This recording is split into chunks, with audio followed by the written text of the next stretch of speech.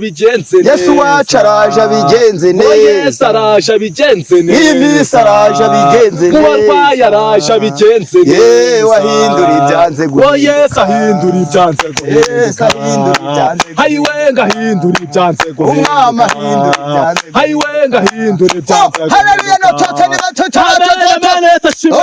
ahindura ibyanze guhinduka. Uwo mwami ahindura ibyanze guhinduka. Ahindura ibyanze. Hayiwenga ahindura ibyanze guhinduka. Tubaguyeho kumvisha inkuru zanyu twumva twaza kubasura. Bakunzi bacu rero b'ikinyamakuru cyacu Ryoherwa Family TV, twabagereyo kuri ba bagabo bibera mu gihuru. Twahageze rwose ndagira ngo baduha amakuru y'impamvu impamvu baba ahantu. Twahageze twamaze kumva aya makuru, twifuza kubasura. Ndumva nta kibazo mufite. Mugiye kuduha amakuru tuyahereze abadukurikira. Tumeze neza rwose, nta kibazo dufite. Murakoze cyane. Twebwe aha hantu ni ahantu twabona ibisubizo byinshi uhereye kera kose. Abari barabuze urubyaro bararubonye kubera gusenga Imana. Tujya tuza ku musozi tugasenga tukabona ukuboko kw'Imana. Rero rwose aha hantu urabona haranoze, hari abagabo bahaza, abakecuru n'abasaza.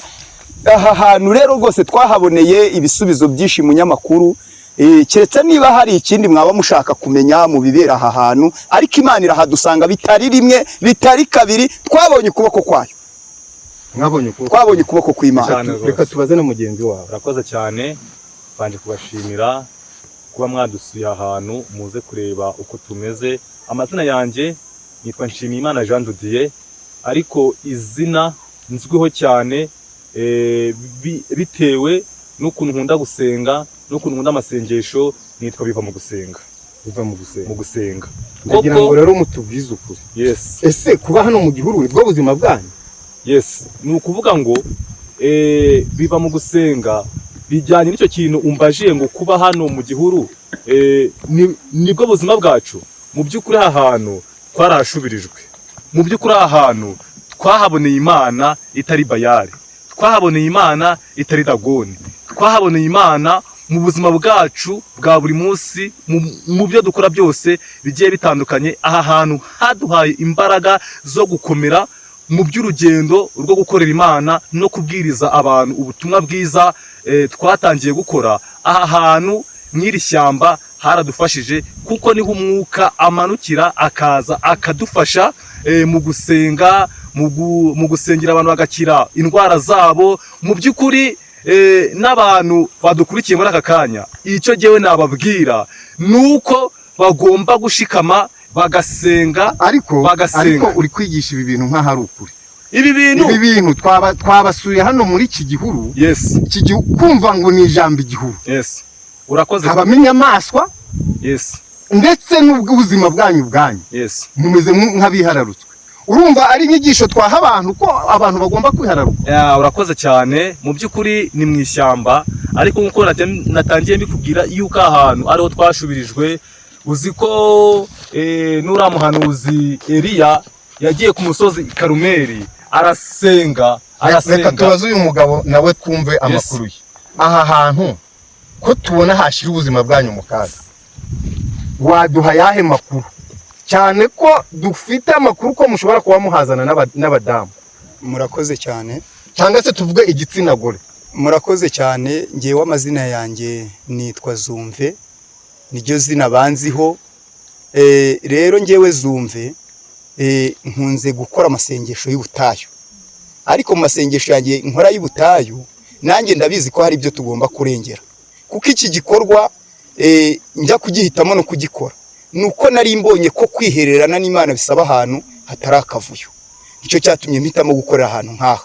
Rero kuba hitwa mu gihuru, ntabwo ari igihuru kubera ko kidahari, ni igihuru gihari. Turaza ibi bidukikije tukabifata neza, abona ntabyo dukoraho, birahari, ntabyo twicara. Mwarangije ibidukikije bigaragara. Oya, ntabwo ibi ngibi ari twebwe twagiye turabivuna. Ibi ni ibyatsi bisaza bigahirima. Twebwe hano twicara, abona igihuru kirahari, nta kibazo.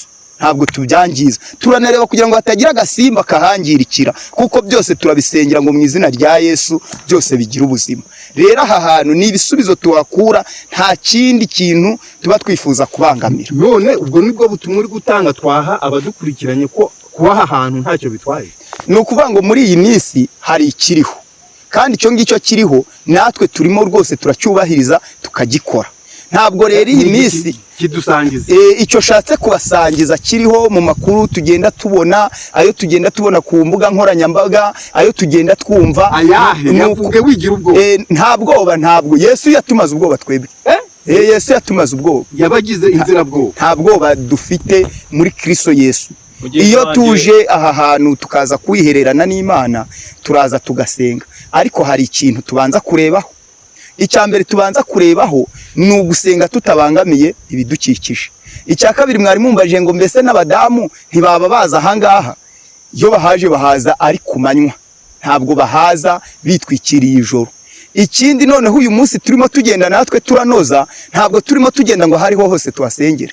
Oya, turagenda tukareba ahantu haba rwose hameze neza. Buriya nk'aha hirya, hano hirya gatoya hari ubwiherero butandatu. Ubwo bwiherero ni ubw'ikigo cy'amashuri, ntabwo ari ubwiherero ubwo aribwo bwose. Rero yatuje gutya ni uburyo ubugira ngo urebe ahantu hatari abantu, ariko kandi hegereye ibikorwa remezo hadashobora kugira icyo hangiza, kuko ibyo byo ni impuguro itambuka twese turayibona. Ubu ntabwo ari ahariho hose ho gusengerwa, ho gukorerwa amasengesho y'ubutayu. Ngiyi impamvu natwe twahisemo gukorera aha hantu, tukajya tuza tugasenga, ariko ntabwo ari ahariho hose. Ikiriho rero mugenzi, sinzi nimba turi uretse ndaguha umwanya. Uyu namanje kwibanda kuri uyu mugabo. Mperutse kumubona rwose ari mu masengesho y'ubutayu n'igitsina. Ese umugabo n'igitsina gore byahurira he mu butayu? Ndagira ngo uyu mugabo ari wumsobanurire, dusobanurire kandi uduha amakuru afatika. Aba bantu b'igitsina gore bajya mu butayu ntabwo bajya ari umwe. Ikindi, nk'uko tubona twajyaga mu butayu ubundi mu ijoro, ariko tukagenda turi abantu b'ingeri zose. Uyu munsi tureba ahantu hiherereye ku buryo twakwihererana n'Imana nta yandi majwi aturogoya. Nk'uko urabona hano hantu ni ahantu hikinze rwose hagahuru, hameze neza. Tukareba ahantu hari ibikorwa remezo ku buryo umuntu yashaka ku bwiherero akajyayo. Igitsina gore rero iyo yaje ari umwe ntabwo wihutira kumwakira, kuko bijya bibyara ibintu by'ibibazo. Kandi niyo urebye bakunze kuza koko bafite ibintu by'ibibazo byinshi bagiye barahura nabyo bikabaremerera. Mu kanya rero wari uvuze ngo urabona twariharutswe. Erega ubundi nta muntu uhitamo kujya gusengera ahantu nk'aha umutima we udafite ikintu cy'igitsi kuri we yumva koko akwiye kubohoka kikavaho. Rero nanone niyo mpamvu ubona duhitamo kuza tugasengera ahantu nk'aha, ni ukugira ngo ubwo bubohoke, uko kwihererana n'Imana, kwitekerezaho umwanya muremure. Ubu twafashe indi decision yo kumenyesha abantu ko agomba kuza, yamara kubohoka mu mutima agatangira umurongo wo gufasha, agasubizwa, ariko akabera n'abandi bose igisubizo. Ubu nicyo cyigisho utanga? Ubu nicyo cyigisho mbasha gutanga. Umuntu wese uzumva muri iyi minsi umunyabutayu abasha gufasha umuntu gutanga mituweli, abasha kugera ku waburaye akamufasha. Mbese icyigisho uyu munsi turimo dukora noneho ntabwo ari cya kindi wari uzi, si icy'ibibazo gusa. Oya, ahubwo arabanza agasubizwa, noneho ubwe abasha kubera abandi igisubizo, uwabuze mituweli akayimugezaho. Aho uri kunjijisha ntabwo ndasobanukirwa. Nawe ugira icyo utubwira kubyo avuze, gira icyo ubwira abadukurikira. Urakoze cyane. Icyo nabwira abadukurikiranye muri aka kanya, mbasabira n'umugisha, Imana ibahereza umugisha mwinshi cyane, kuko ubu muri aka kanya bari kubasha kudukurikirana bitewe n'ubutumwa bwiza navuga turi gutanga. Vuga mu ncamake kuko dusigaranye uyu mugabo ntabwo najya kure y'ibyo avuze mu by'ukuri, ariko ijambo ry'Imana niryo ritubwira ngo aho babiri batatu bateraniye bambaza izina ry'Imana, Imana yamanuka ikabana nabo. Kandi ndahamya neza nashidikanya ko Imana yamanutse ikabana natwe. Ari nayo mpamvu muri aka kanya nk'umunyamakuru wabigize umwuga utugezeho, uri kutubaza amakuru yacu. Amakuru yacu ni meza. Ijambo ry'Imana rivuga ngo aho uzasenga hose nzakumva, aho wasengera hose. Urakoze cyane. Aho uzasengera hose nzakumva. Nicyo kintu nabwira. None ngiye kubaza ikindi kibazo. Aya masengesho yanyu bibaye ngombwa akagira uruhare, mu gusenya imiryango no gusenya ingo. Ese ntabwo Imana yazabibabaza? Reka umugabo dusubize. Gusenya imiryango ntabwo byaturuka muri aya masengesho yacu, ahubwo hari abazi iyo miryango yarasenyutse, bahagera twafatanya gusenga no kubahugura bakongera bakiyunga. Kandi erega natwe izo ngo tuzigeramo tuzihereza ubutumwa bwiza ko umuntu usenga agomba kuba ari umuntu w'intangarugero. Rero rwose ntabwo gusenya imiryango ko amasengesho byo ntabwo byapfa gushoboka, ntabwo bibaho.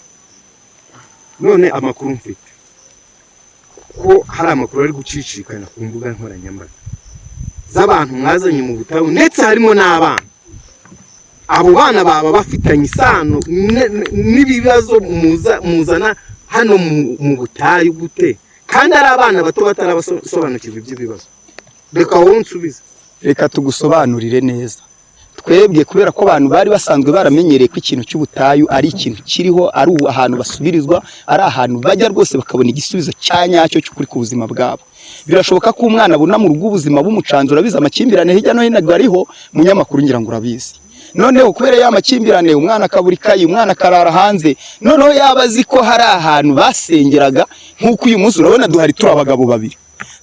Ntabwo babaga ari aba babiri, ubundi twabaga twuzuye iki gihuru turi abantu benshi cyane. Ariko mwahisemo kwibera muri iki gihuru mwe. Twebwe amakuru dufite nuko muhaba. Twebwe impamvu twahatinze niyo shaka kugusobanurira. Erega uhatinda nunafite igisobanuro cyaho. Twumvise amakuru andi turayabona, duhitamo kubwira abantu ati noneho nundi uzaza reka twe tuhagume dukomeze kumubwira ko kuza gusengera ku musozi ari ibintu leta iri kugenda ishyiramo imbaraga. Bagende begera isengero, bamenye ko Yesu uyu munsi yarapfuye, ni umwuka, ahari hose aramugeraho. Rero ni ngombwa ngo tubatinde, tubwire abantu, tubamenyeshe tuti nubwuje ariko we kongera kumva ko ari ngombwa ko ukwiye guhora uza mu butayu. Natwe turi muri urwo rugendo rwo kumenyesha abantu ko guhora mu butayu atari cyo kigezweho uyu munsi. Nawe gira icyo bivuga. Icyo nabivugaho, uyu mugabo byinshi yabivuze kandi abivuga mu buryo bwiza butandukanye. Icyo nabivugaho ni uko aho wasengera hose Imana burya irakumva.